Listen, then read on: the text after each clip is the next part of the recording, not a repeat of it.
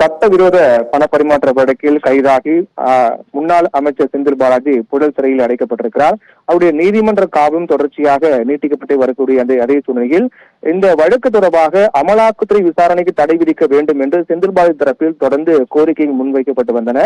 அதாவது இந்த கோரிக்கையினுடைய பின்னணி பொறுத்தவரையில் போக்குவரத்து துறை அமைச்சராக இருந்த காலகட்டத்தில் செந்தில் பாலாஜி பல்வேறு தரப்பினரும் பணம் பெற்றுக் கொண்டு அவர்களுக்கு வேலை வாங்கி தருவதாக உத்தரவாதம் அளித்து அதை ஏமாற்றியதாக அவர் மீது குற்றச்சாட்டு பதிவு செய்யப்பட்டு ஏற்கனவே அந்த வழக்கு நிலுவையில் உள்ளது. அந்த வழக்கானது சிறப்பு நீதிமன்றத்தில் தற்போது நிலுவையில் இருக்கக்கூடிய சூழ்நிலையில் அந்த போக்குவரத்து துறையில் வேலை வாங்கி தருவதாக கூறி ஏமாற்றப்பட்ட வழக்கு சிறப்பு நீதிமன்றத்தில் தற்போது நடந்து வருகின்றது. அதே சமயத்தில் இந்த விவகாரத்தில் சட்டவிரோதமாக பண பரிமாற்றம் செய்ததாக அமலாக்கத்துறையும் வழக்கு பதிவு செய்து அந்த வழக்கும் தற்போது விசாரணையானது நடைபெற்று வருகிறது.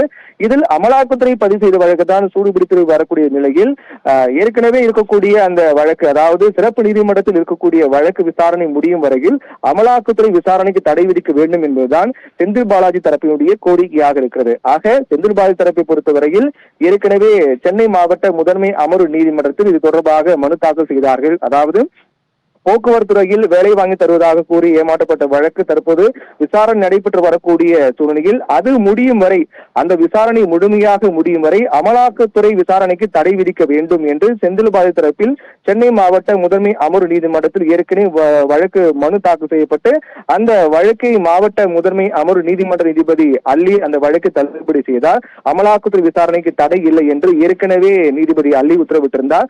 அதை எதிர்த்து மீண்டும் உயர்நீதிமன்றத்தில் செந்தில் பாலாஜி தரப்பு மேல்முறையீடு சென்றார்கள். அதாவது சென்னை மாவட்ட அமர்வு நீதிமன்றம் வழங்கிய தீர்ப்புக்கு தடை விதிக்க வேண்டும் என்றும், அதே போன்று அந்த சிறப்பு நீதிமன்றத்தில் ஏற்கனவே அந்த வழக்கு நிலுவையில் உள்ள காரணத்தால் அங்கு விசாரணை நடைபெற்று வரக்கூடிய காரணத்தால் அது முடியும் வரை, அந்த விசாரணை முடியும் வரை அமலாக்கத்துறை விசாரணைக்கு தடை விதிக்க வேண்டும். அந்த விசாரணை முழுமையாக முடிந்த பிறகுதான் அமலாக்கத்துறை விசாரணைக்கு அனுமதி வழங்க வேண்டும். அதுவரையிலும் அமலாக்கத்துறை விசாரணைக்கு தடை விதிக்க வேண்டும் என்று கோரிக்கை முன்வைத்து மீண்டும் உயர்நீதிமன்றத்தில் மேல்முறையீடு தாக்கல் செய்யப்பட்டது. அதாவது ஏற்கனவே இது தொடர்பாக செந்தில் பாலாஜிக்கு எதிராக தீர்ப்பு வழங்கியிருந்தார். அமலாக்கத்துறை விசாரணைக்கு தடை இல்லை என்று தெரிவித்திருந்தார்.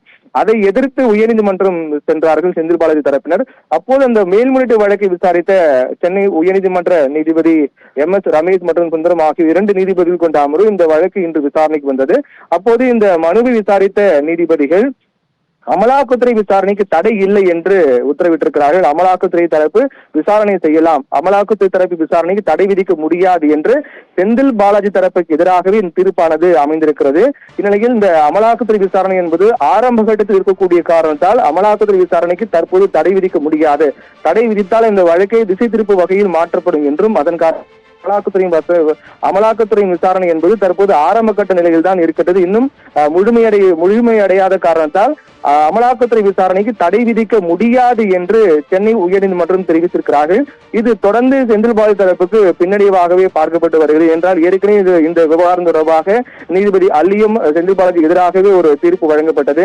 அதாவது அமலாக்கத்துறை விசாரணைக்கலாம் என்று தெரிவிக்கப்பட்டது. மீண்டும் அதை எதிர்த்து செந்தில் பாலாஜி தரப்பு உயர்நீதிமன்றம் சென்றார்கள். அங்கும் செந்தில் பாலாஜிக்கு எதிராக தான் தீர்ப்பு வந்திருக்கிறது. அமலாக்கத்துறை விசாரணைக்கு தடை இல்லை என்றும், ஏற்கனவே போக்குவரத்து துறையில் வேலை வாங்கி தருவதாக தொடரப்பட்ட வழக்கு நிலுவையில் இருந்தாலும் கூட, அது சிறப்பு நீதிமன்றத்தில் நடைபெற்று வந்தாலும் கூட, தற்போதைய சட்டவிரோத பண பரிமாற்ற வழக்கில் அமலாக்கத்துறை தாராளமாக விசாரணை செய்யலாம், அமலாக்கத்துறை விசாரணைக்கு தடை இல்லை என்று சென்னை உயர்நீதிமன்றம் தீர்ப்பு வழங்கியிருக்கிறார்கள். ராஜி.